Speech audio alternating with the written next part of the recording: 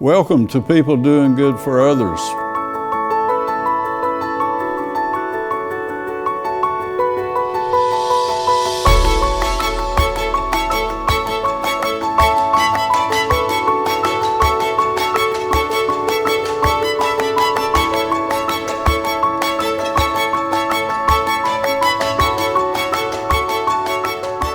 Good morning. Welcome to People Doing Good for Others, where we praise and highlight and celebrate those who truly make significant contributions in our communities. I'm Gary York, and I'm grateful to be your host. We want to thank Wilkes Communications, Riverstreet Networks, and WIFM in Elkin for this opportunity. And again, thank you again for being with us. My featured guest today is Tom Harless. He's a native of Wilkes County. He went to West High, had a career in trucking and farming and helping his dad, and now he's going back to school. And he's been to Surrey Community College, and now he's at Gardner-Webb pursuing 2 degrees in criminal justice and organizational leadership.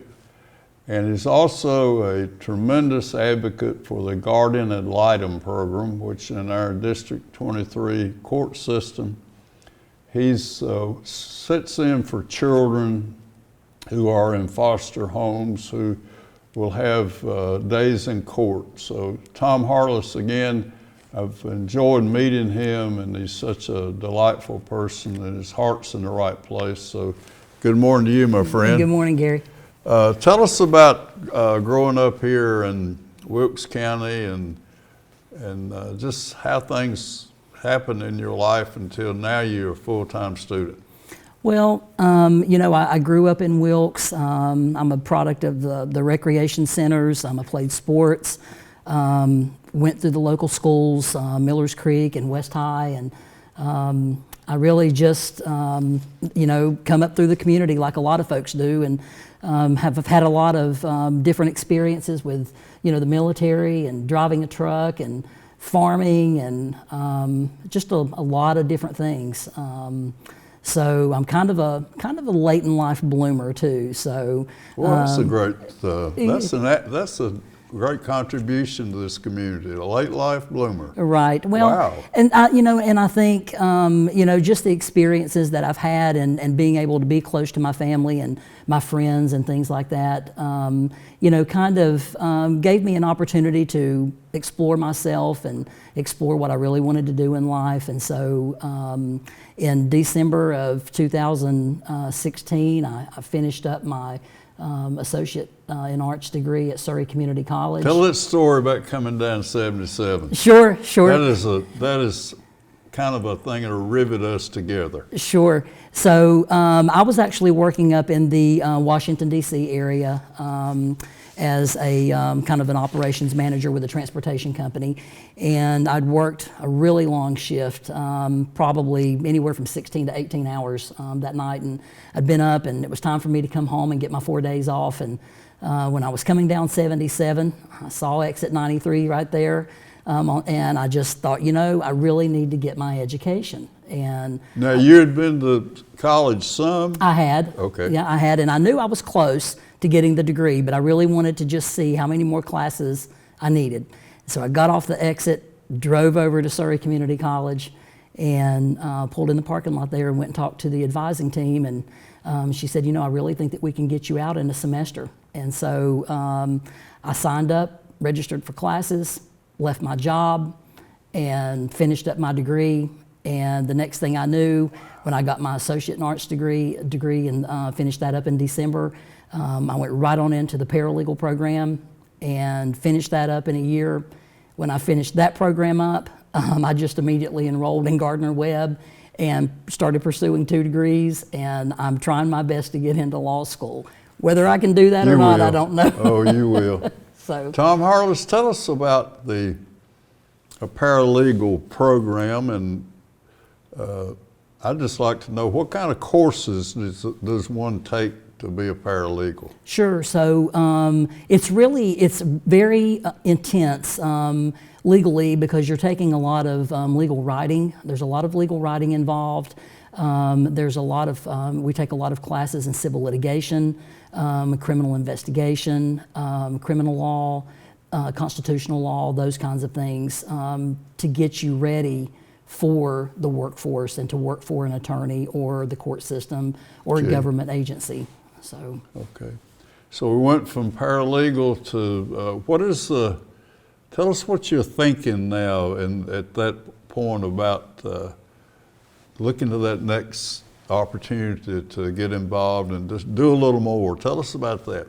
Sure. So I knew, while I was at Surrey Community College, I had the opportunity to be a kid again, to be a young college student, okay? And so I got involved in SGA, got involved with the paralegal club, those kinds of things.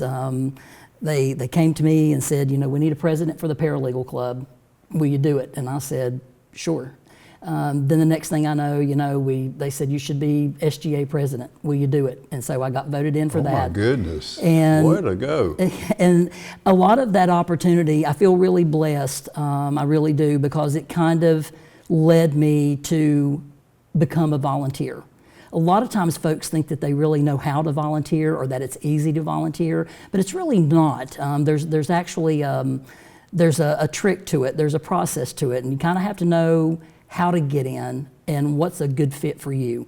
And so getting involved in all of those campus activities through the Paralegal Club and through SGA at Surrey Community College, I was able to develop an internship through the paralegal program with the North Carolina Guardian ad-litem program. And my paralegal advisor, who was also the lead paralegal instructor for the program, Selena Doherty, she said, I really think that the Guardian ad-litem program would be a good fit for you. And so she suggested that to you? She did. You didn't know about it? Mrs. Doherty was just wonderful. She said, I found this program. They work with abused and neglected kids. And she said, I think it's going to be a really good fit for you. And I called, filled out the application, and the next thing I knew, Tamara Lakey called me back and said, will you come in for an interview? And that's how I got started with the Guardian ad-litem program. So we need to remember in our discussions this morning that Guardian ad-litem is a total volunteer program for you. It is. It is. And so Mrs. Doherty, Selena Doherty, found it for you and said, I think this, as you said this morning, a good fit. Absolutely. Right. Absolutely. So do you remember the first day you went over for training, or after the interview and you were accepted? Let's go right there now. Sure. So I started training in June of 2017, and we had our training at the courthouse in courtroom 1, and it was just, I really didn't know what to expect. I bet. Went in, and there were several other people just like me. Our class, we had a pretty good class size at that time, and we just dove right in and started training, and we had some classroom. It was a combination of classroom training and online training as well. So it's really interesting, and we also had to observe court, juvenile court, and so all of those things kind of worked hand in hand to get us, all of us, where we are today as volunteers. Wow. Share some of the dues, this is how things work, just a little bit for the folks that are watching us today. Tell us a little bit about those training sessions, about specific things you might have learned. Sure. So a lot of things, some of the things that they go over are some of the laws that affect juveniles, that affect any child that's in the child welfare system. Parents have rights too, so it's important that we know that the parents also have rights in the process. It really gives you a good look at the courtroom process from the time the case comes into the court system, from the time that it can leave, such as through adoption, termination of parental rights, reunification. And reunification is our biggest goal. We really get into that for us, Tom Harless. We really work to reunify the children with their parents or with their family, if at all possible. And so one of the the greatest success stories with the Guardian ad-litem program comes when, we get in there and the parents are working their case plan through DSS and they're doing all of these good things to get their kids back. And when that happens, Gary, I'm telling you, it's amazing. It's amazing. And that's where we ultimately want to end. Is that when you get a case, we're working toward reunification? We are, and a large part of that process involves, working with the families, working with community partners such as DSS, medical facilities, other treatment facilities, trying to find out what the best interest of that child is. And we're also helping the parents too. Our main focus is the child. But a large part of that is talking to the parents and reminding them of how important the child is and seeing where they are in the process as far as where they are working their case plan, keeping a check on everything. We do investigations too. We dive in and we make sure that the kids are going to school, that they're happy in their current placement, that the parents are working toward gainful employment or that they're maintaining gainful employment. All of those good things, just so that the kid can have the best and safest environment. So when we talk about District 23, does that mean most of your representation will be in Wilkes County, or are there other places you go? Well, District 23 encompasses Wilkes, Ashe, Allegheny, and Yadkin counties. Okay. So, there's 4 counties in that district, and I specifically work in Wilkes. I have had some children who have been placed outside of the county, but the case is actually heard in Wilkes. So we do have quite a few volunteers, and I believe at last check, we have 97 volunteers currently, but we're always working to grow that number for the district. 97? So, that's right. Wow. But we need so many more. We need so many more. So we have openings right now. We do. We do. Give us a little sales, recruitment talk, if you will. If you're wanting to influence a person to get on board that you think would be a good fit, what are the things you say, Tom? The biggest thing is how rewarding the program is, and the big difference that you can make for a child. Going into these situations, you never really know what to expect. And these kids come from different backgrounds, abuse and neglect, and to get in there and to work with those kids, and when you go and you visit with them and you see that smile on their face, that makes all the difference in the world, knowing that you can make a difference for them in a school setting or in a daycare setting or even in a placement setting. It makes so much difference. And one of the greatest things, the reward for me personally, and I think for a lot of volunteers, is that it really, working with the Guardian ad-litem program changes your perspective on things, because you're getting such an intricate look at the lives of other folks. And so it really gives you an opportunity to explore anything that may be wrong in your life. It gives you a chance to self-reflect. Self-reflect. Right. Wow. Yeah. It's a really big deal, and it has been for me. It's really helped keep me focused. I don't know, it's helped me to become a better spouse, a better friend, a better community partner, just better all the way around. It's even helped me to, as old as I am, it's helped me become a better child even to my own parents. And so, oh my goodness, it really has. It really touches the inner core of who you are. And so while you're making a difference for the children, you're also making a huge difference for yourself. So it's a win-win situation. Several of your colleagues have been in the seat you're in, and I remember was given a little pamphlet or an annual book that has those stories in it. Sure. And I would love for you to be in there. Maybe you'll be selected to tell that story about those things you just said. Do self-reflection once more. Will you just tell me about self-reflection? I It's a new term for me. I like it a lot. Sure.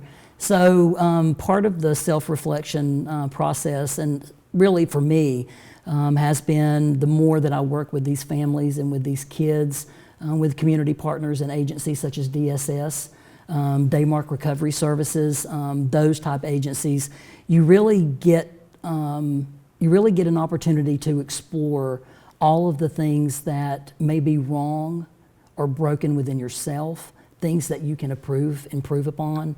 And so it's an amazing thing. And I've watched myself grow so much as an individual in so many aspects, just being able to be better and see. Maybe be more accepting of others? Yes, absolutely. More accepting of others, even more accepting of myself, not being so hard on myself sometimes. Wow. It really, I can't begin to describe really what it does and how it just really touches the inner core of who I am as a person.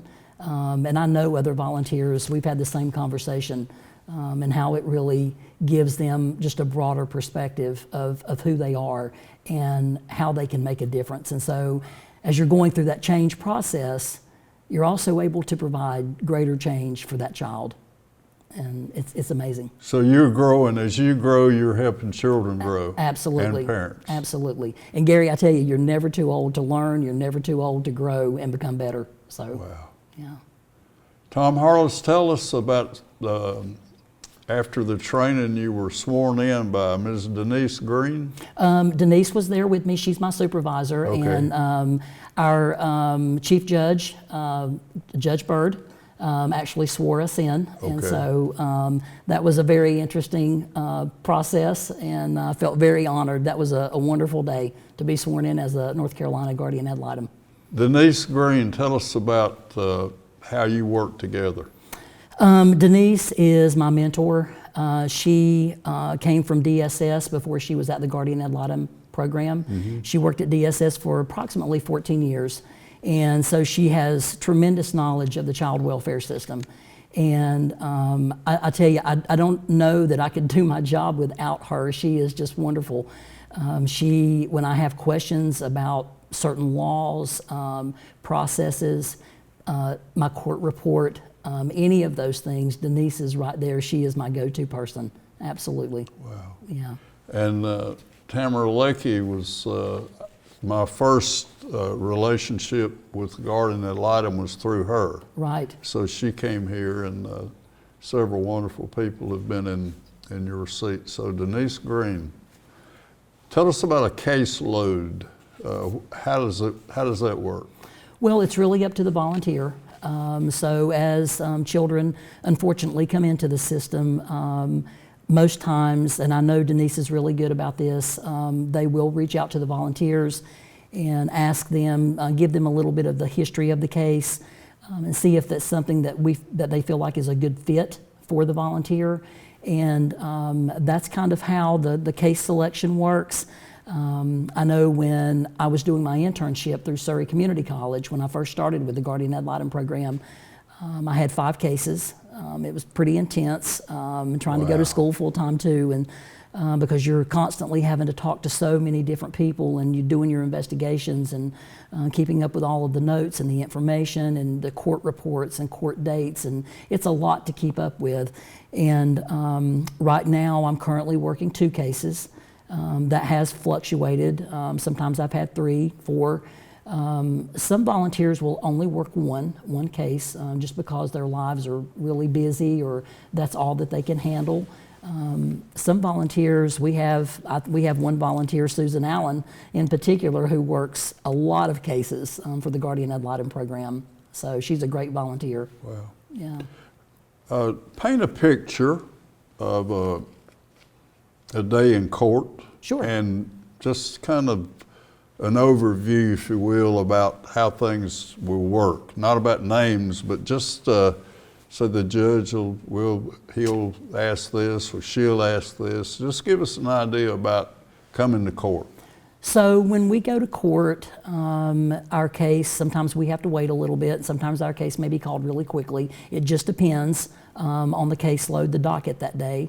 Once our case is called, we have an attorney advocate for the North Carolina Guardian ad-litem program. And our attorney advocate is Ashley Crumpton. She is our attorney for the program. And we go up when our case is called, and we sit with Ms. Crumpton at the table. And the judge goes through his process or her process, and Ashley speaks on our behalf based upon our court report and the information that we have provided through our investigation. And the judge takes all of the information into consideration. If that means holding court up a little bit until they can get through reading our court report, considering all of the information, that's what they do. And the decision's made. Sometimes we come back for a review. Sometimes the decision is made right then that, reunification, the kids are going to be given back to the family. It just really depends on the nature of the case. So the court process is interesting. It's very interesting, and it's never the same. It's always a little different each time that you go, depending on the nature of the case. Wow. Yeah. Tom Harless, what a great experience to me. As we shared earlier, you said, I just couldn't give it up.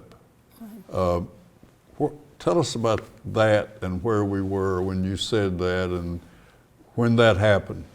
The Guardian ad-litem program, I think that the initial plan was when I went through the training and did my internship through Surrey Community College, that I would complete the internship and leave and go on to other things. And it just didn't work out like that. Once I got in there, I was hooked. I couldn't leave the program. And I found myself wanting to learn more. When we had trainings and we had other things going on, I wanted to go. Even in my spare time, I was looking up laws that applied to juveniles and DSS law and trying to learn more so that I could become a better advocate for the kids that I work with. I really couldn't give it up. It was calling. It was. It Good truly for was. you. It was amazing. It was amazing. Wow. Yeah. Wow. All right, let's go now to, you also mentioned to me seeing a child smile. Sure. And that that feeling of mattering in a special way. Will you share that with us? Sure. Anytime that I've gone to a school system and met with a child, a playground, placement setting, sometimes because we do live in a small area, sometimes you run into these folks in Walmart, for example, and you see these kids, the kid that you're working with, and they can see you. It's amazing. They can see you from so far away, and the next thing you know, these kids are just running to you, wanting to give you a hug, and there's Mr. Thomas, there's Mr. Tom, and it's just a wonderful feeling to know that you're making that much of a difference. And even the placement, a lot of times they're so happy to see you and so willing to share information and talk with you, and it's amazing. It's just an amazing partnership. Switch gears a little bit, and you're pursuing 2 bachelor's degrees right now. Sure. At Gardner-Webb online. That is correct. So paint that picture for us, if you will, about when will you finish, when did you, just a little bit about degrees right now, if you will. Sure. So right now I'm a full-time DCP student, which is the Gardner-Webb's degree completion program, the GOLD program. Mm-hmm. I am taking criminal justice and organizational leadership, and I hope to graduate in the spring. There's a possibility that it may get stretched out a little bit to the summer, but a year next spring. That is correct. Wow. I'm so close I could throw a rock. But that process, it's been very busy, very hectic to try to keep up with all of those classes and volunteering. I also work part-time, and it's been demanding, but it's also been very, very rewarding. So I'm learning a lot of good stuff, and I hope once I can graduate, I'm in the process of applying for law schools now to try and get through and get accepted into law school. So we'll see what happens there. Is there a test that one that must take, or what is it called? Yep, so you have to, any JD applicant trying to get into law school needs to prepare and sit for the LSAT. LSAT. That is correct, and it is not an easy test, it's difficult, and the test takes approximately 3 to 4 hours, and it's very intense. Well, you'll make it. I studied for that test for about 4.5 months, on top of completing my studies and working too. So you're working too? You know, part-time. I do work part-time. Wow. Yeah. So we'll never forget the exit 93 at Zephyr in Surrey Community College, and I could just see you coming dead tired coming down the road and said, I want to end up in law school. Absolutely. And I believe it could happen at Surrey and pulling in there. Gary, I'm so grateful to Surrey Community College. You have no idea. I knew when I was little, I always wanted to be an attorney. I always liked to watch Perry Mason and some of those other shows, and I thought, I want to be that guy. And I never really thought that it was possible. But Surrey Community College opened so many doors for me. The staff up there, Dr. Shockley, Mrs. Doherty, my paralegal instructor, and all of the other many instructors that I've had. Casey Martin, who works very closely with SGA. She's the community engagement coordinator up there at Surrey Community College. All of those folks are just magnificent. They're wonderful, and I can't tell you how extremely grateful I am for that opportunity. So I wouldn't be where I'm at today were it not for Surrey. We're coming close to the end. You also volunteer with the Red Cross. Yes, sir, I do. I'm a volunteer lead recruiter for this area for 13 other counties. And specifically, we've been focusing a lot on trying to get volunteers for our disaster action team services. Because Ms. Marshall. That's right, Casey Marshall, Casey Marshall, She's our recruitment specialist out of Greensboro. Yeah. And so a lot of volunteer work going on there too. So, Tom Harless, as we kind of wind down, you're talking about, and so many folks today are pursuing degrees online, and you mentioned it's a little bit different. Share that with us. You really, to take those online classes and not be physically in the classroom, you really have to be organized, responsible, dedicated. Time manager? Absolutely. Time management is one of the most critical elements of being an online student. I'm telling you, because the instructors, some of them are pretty good about reminding you about deadlines and things like that. But for the most part, you've got to have that syllabus and course calendar, and you've really got to stick to that and know what you're doing, when things are due. You've really got to stay on top of things. Wow. So. As we come close to the end, we're grateful for Wilkes Communications and Riverstreet and WIFM, and this has been a life-changing experience for me. And we're in our, I think, 4th year, and I never dreamed that I would meet someone like you that is so involved in what you're doing. I mean, your intensity is just uplifting, and it's encouraging to other people to want to be and to give and to share and to do more. So from Exit 93 in 2016, was it? That's correct. And today you're talking about finishing Gardner-Webb and going to law school. Life is good to you because you put a lot in it. And so the last minute or so here, if you would, just tell us about when and giving we receive, as you're such an uplifting person, and I want to thank you for being here. Just tell us what life is for, how it works for you. You know, Gary, every day I feel more and more blessed. Every day when I get up, I'm grateful for the opportunities that I've had. Surrey Community College opened so many doors for me. The North Carolina Guardian ad-litem program has opened a lot of doors for me as well, as has the Red Cross. Gardner-Webb, the staff at Gardner-Webb my instructors have been phenomenal. I feel like I've had so many hands to help along the way. And I don't know if you could just imagine a lot of hands held together I feel like that I've really been uplifted by all of those folks, and they all have touched my life so much. And I really would not be here doing the things that I do, being able to give back to the community in the way that I do, and being able to help children with the North Carolina Guardian Ad Litem and program. help family. Absolutely. You're working with those parents who unfortunately have had to be separated from their children. Sure. And as we end, let's talk a little more about the reunification.